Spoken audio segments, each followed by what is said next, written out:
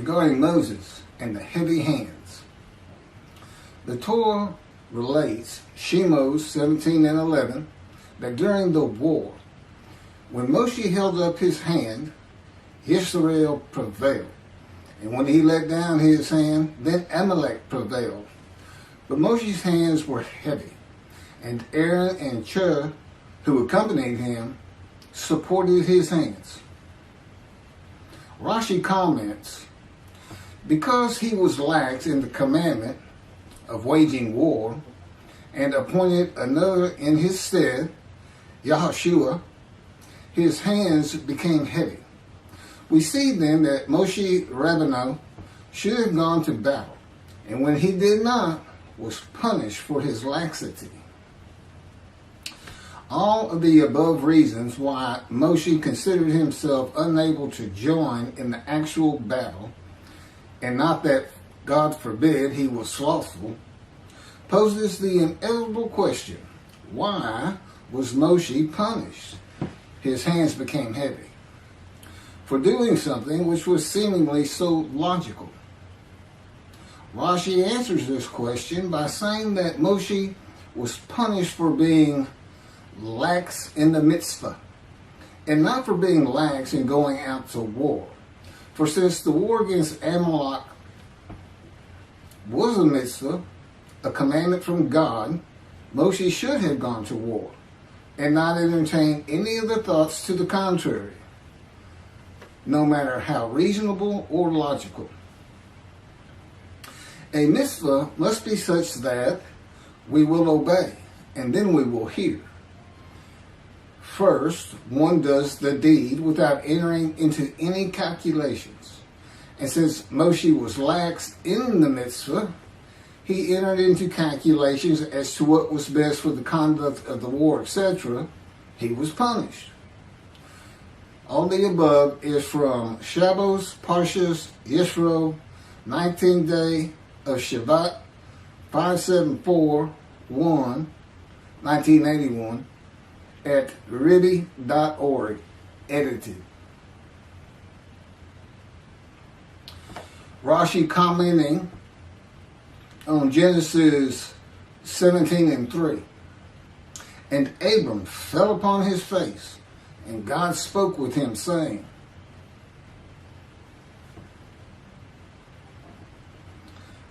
and here's the commentary, and Abram fell upon his face, midrash form, from fear of the Shekinah. For as long as he was uncircumcised, he did not have the strength to stand when the divine presence stood over him. And that is what is said concerning Balaam in Numbers 24 and 4. Who falls and his eyes are open. Also Numbers, Rabbi 12 and 8. I found this in the Beritha of Rabbi Eliezer, Perkei de Rabbi Eliezer, chapter 29.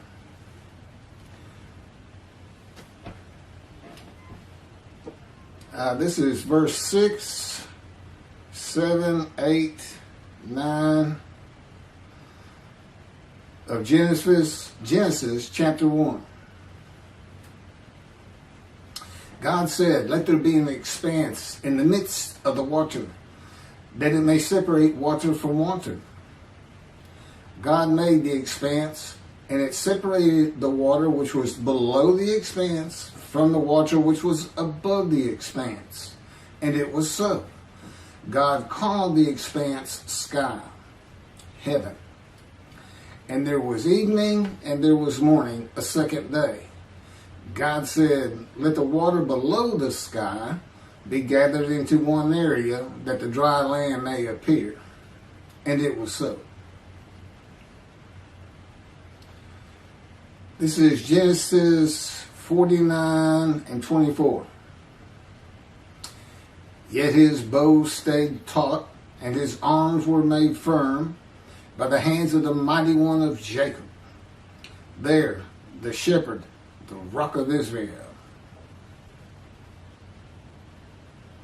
This is from Ezekiel chapter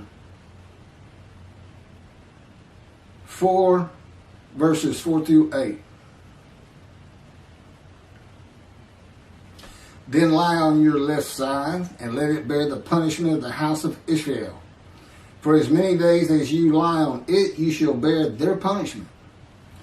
For I impose upon you 390 days, corresponding to the number of the years of their punishment.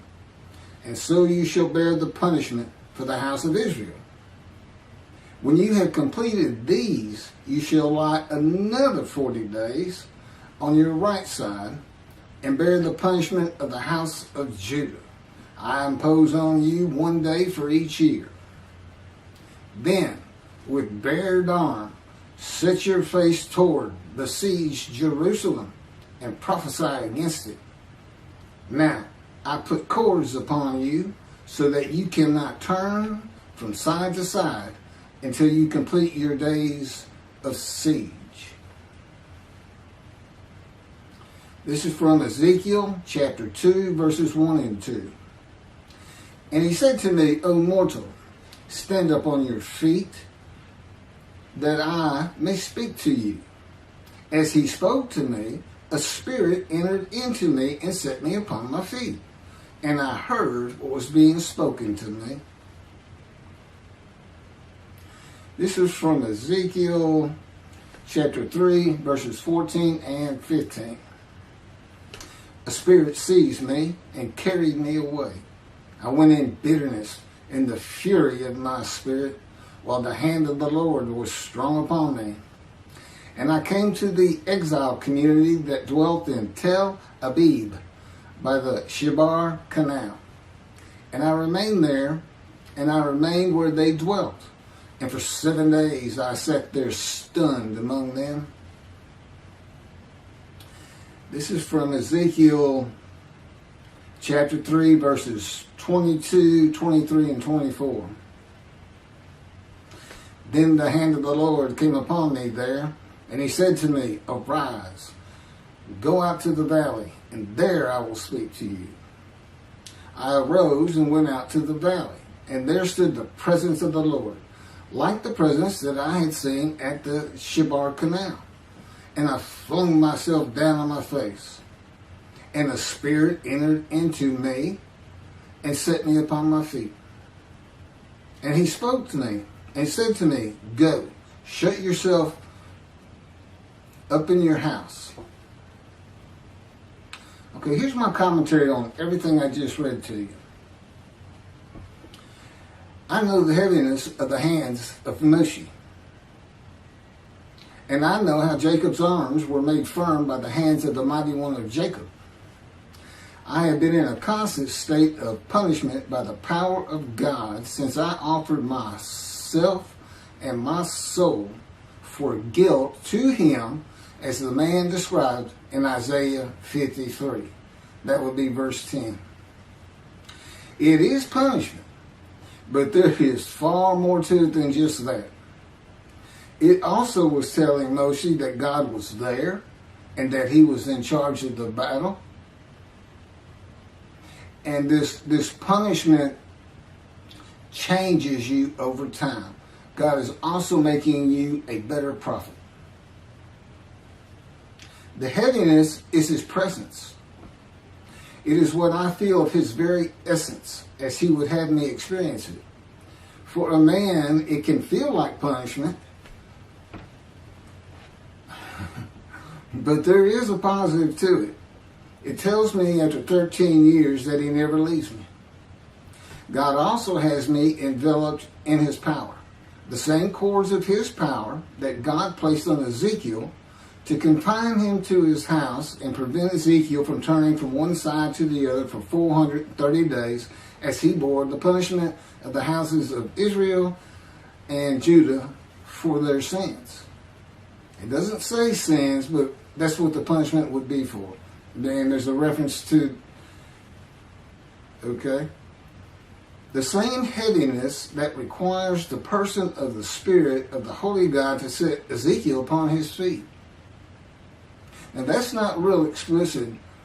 You know, it sounds more like he just fell down or he flung himself down.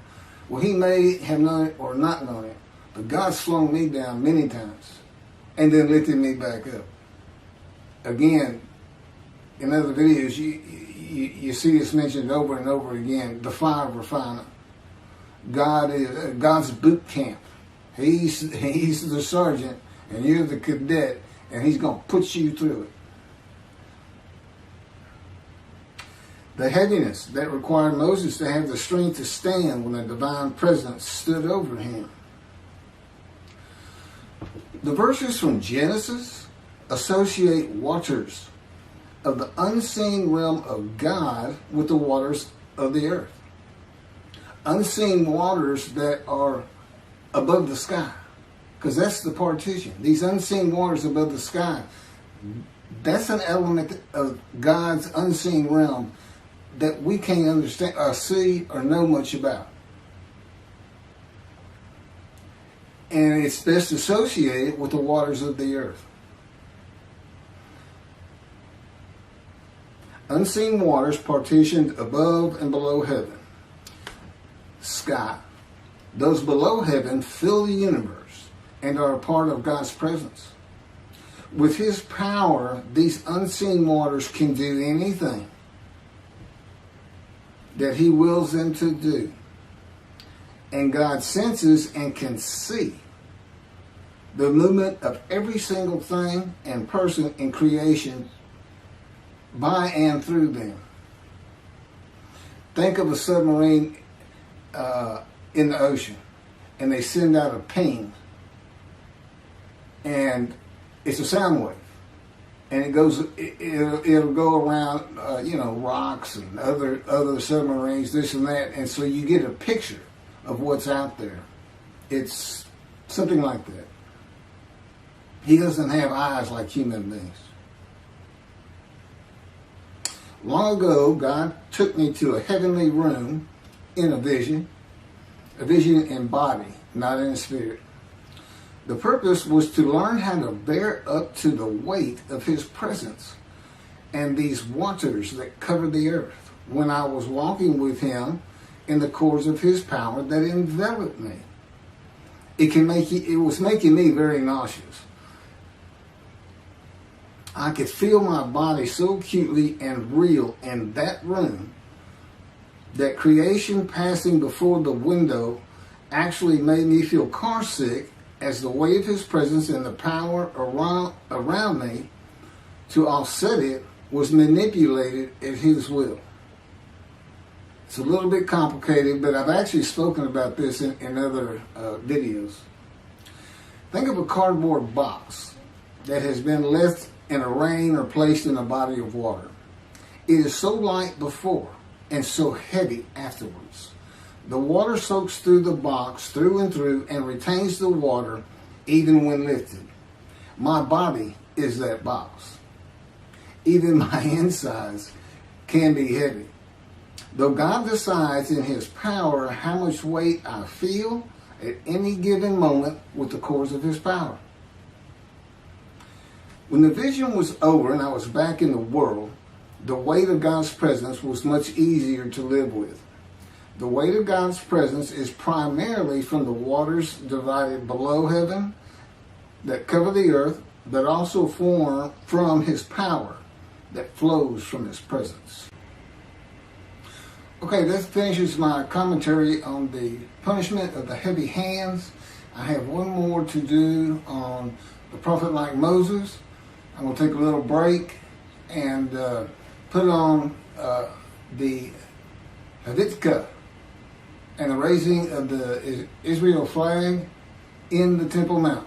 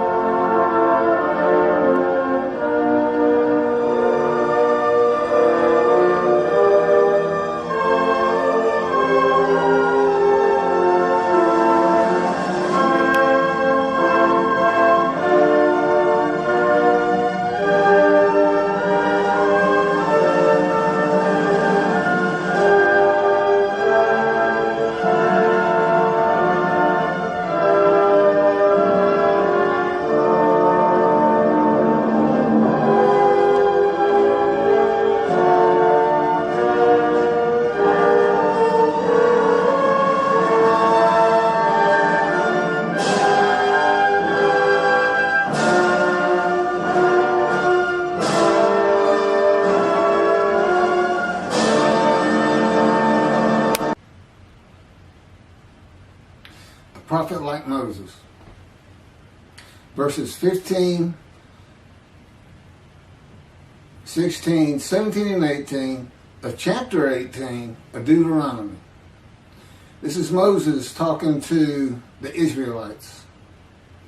The Lord your God will raise up for you a prophet from among your own people, like myself. Him you shall heed. This is just what you asked of the Lord your God at Horeb on the day of the assembly, saying, let me not hear the voice of the Lord my God any longer, or see this wondrous fire any more, lest I die. Whereupon the Lord said to me, this is the Lord to Moses, they had done well in speaking thus. I will raise up a prophet for them from among their own people, like yourself. I will put my words in his mouth, and he will speak to them all that I command him. This is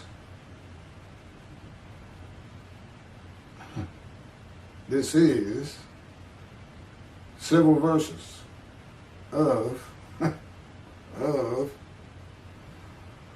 Exodus, chapter 7,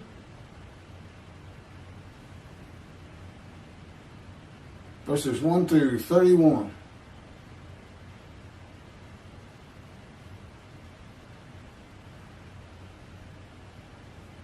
You'll understand why I'm reading this much in it, because I'm going to have commentary on it.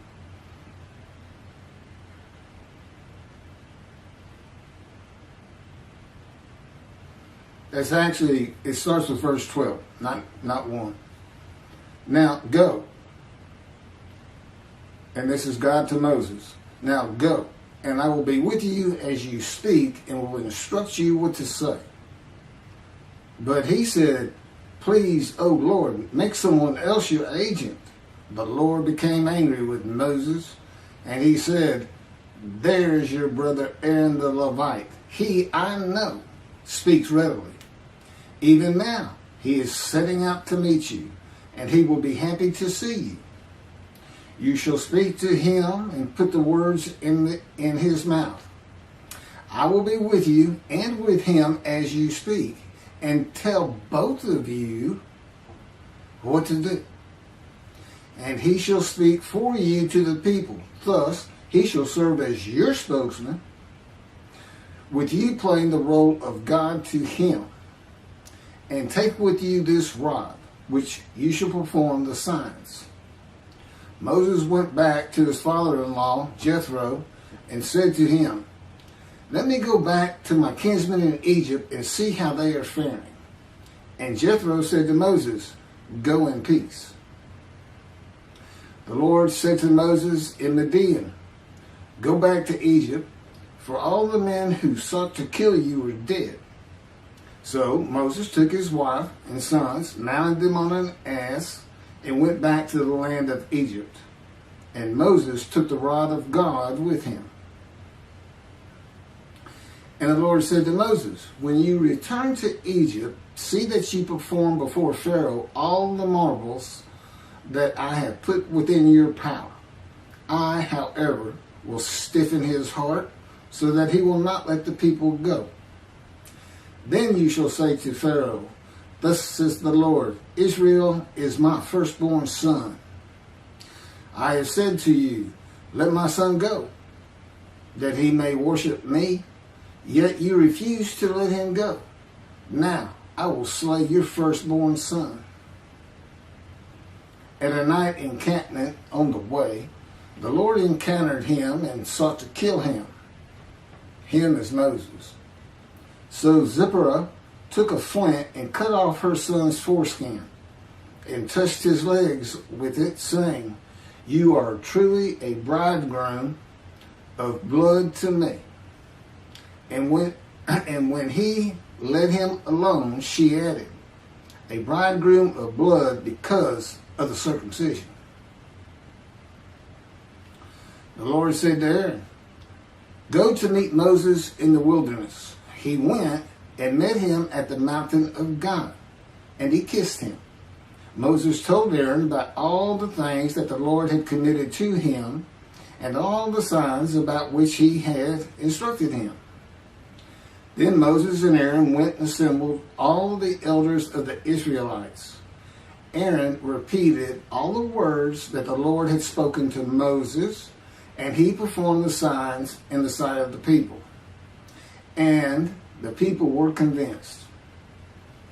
When they heard that the Lord had taken note of the Israelites and that he had seen their plight, they bowed low in homage.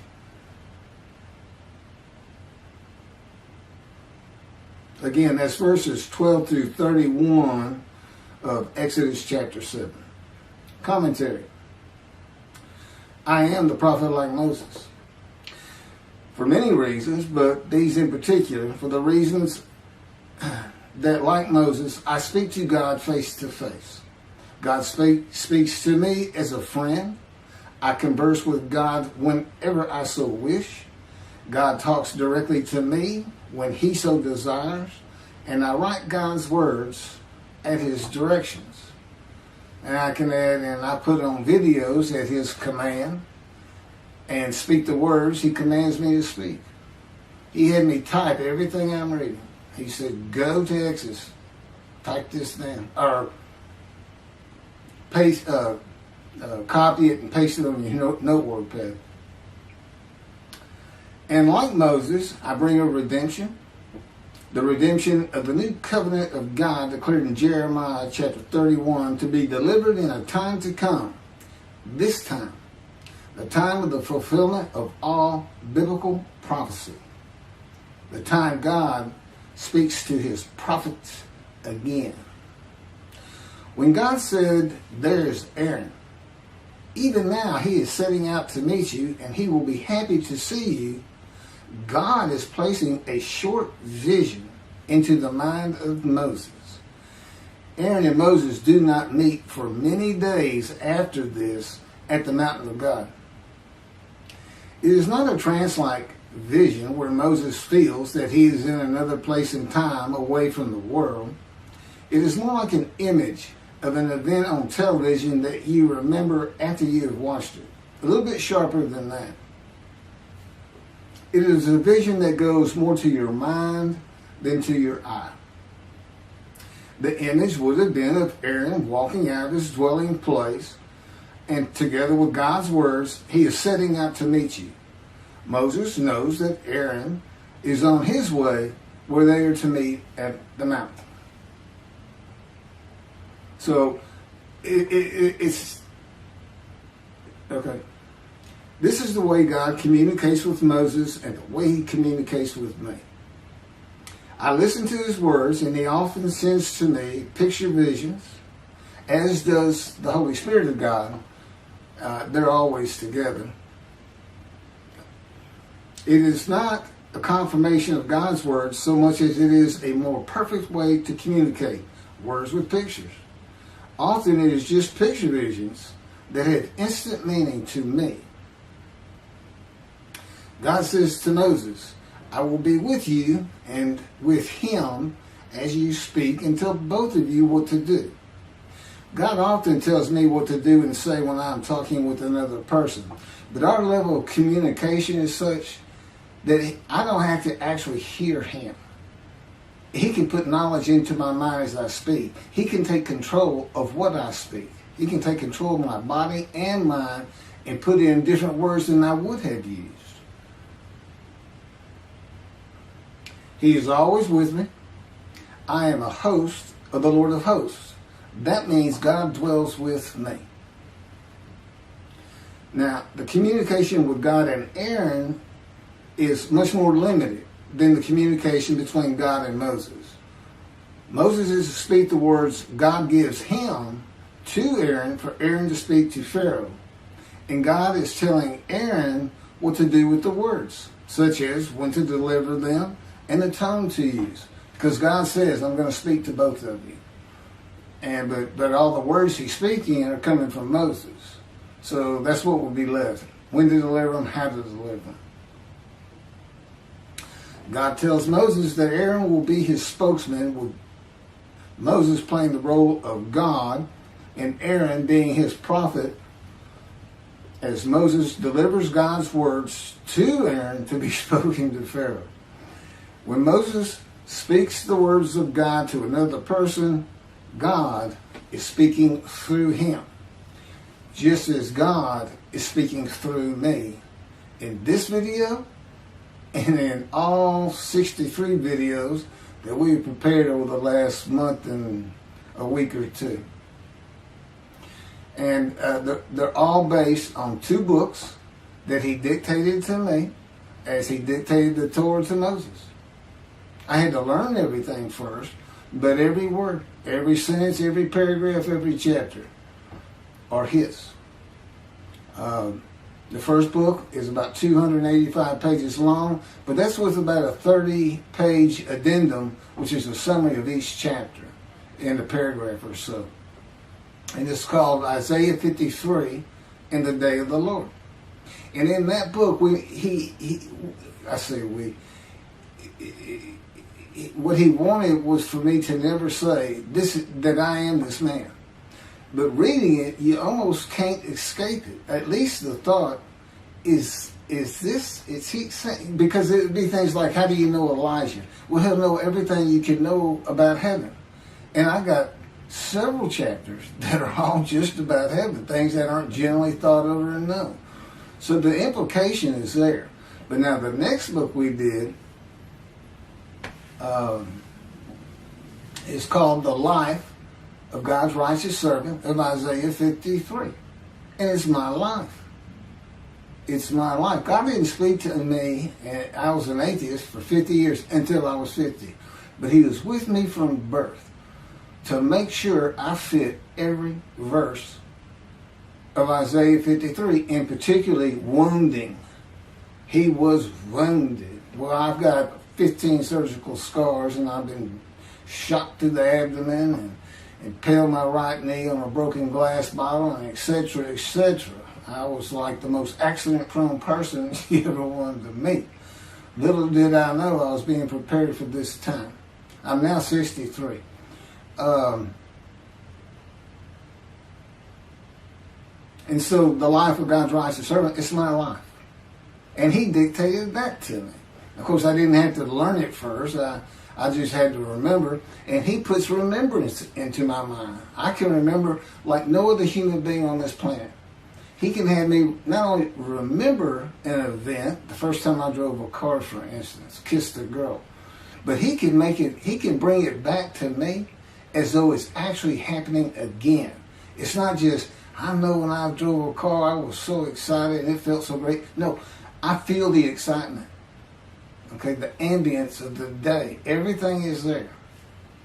But he can do the same thing when you get shot through the abdomen on a ranch in Texas, like it's happening all over again. Just to show me what was really going on that day and what he had to do with it, controlling my perceptions. Thanks for listening.